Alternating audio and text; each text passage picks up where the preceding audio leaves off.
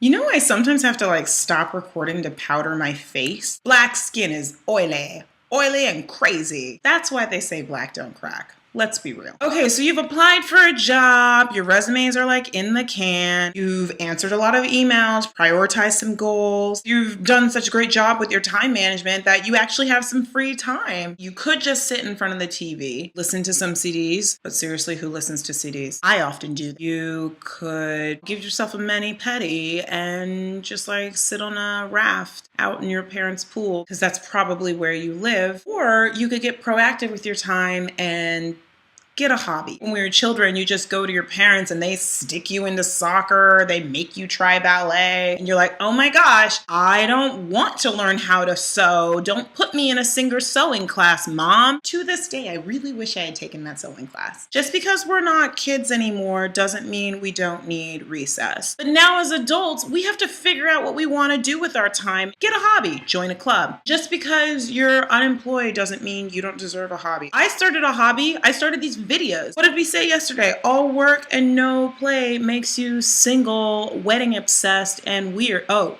wait.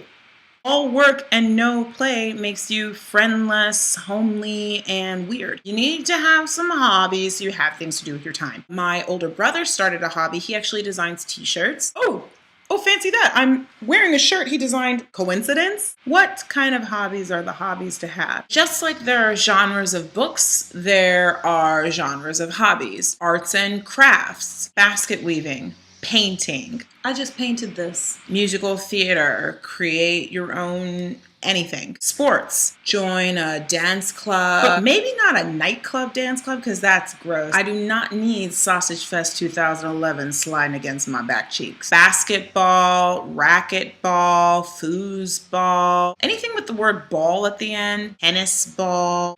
Nope. Dumpster diving, gymming it up, Beirut Club, hobbies based on pretentious interests, fine tea tasting, sherry and cognac tasting, wine tasting. You know I like wine tasting. Blood diamonding, hobbies based on nerdy interests, Zombies Anonymous, vampire lovers, wizard cops, Micah, I'm looking at you, Stephen Colbert Society, Zach Braff fan club, hobbies based on religious or partisan groups, Young Republican Society, of which my dad is probably an honorary founding member, Junior League, or hobbies based on alumni groups. Get together with your old fraternity or sorority, rah-rah for Kappa Kappa, because there is no age too old to beer pong. TV clubs. If you're watching TV with friends, that qualifies as a hobby. I need to catch up on Downton Abbey, whoa, Garrett, I'm coming over. Watching TV alone, though, not a hobby.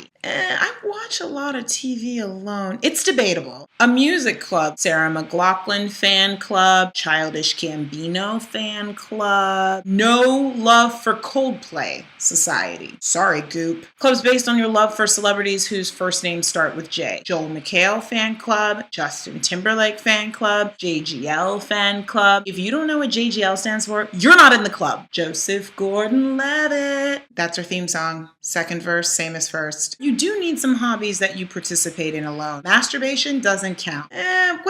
Hobby.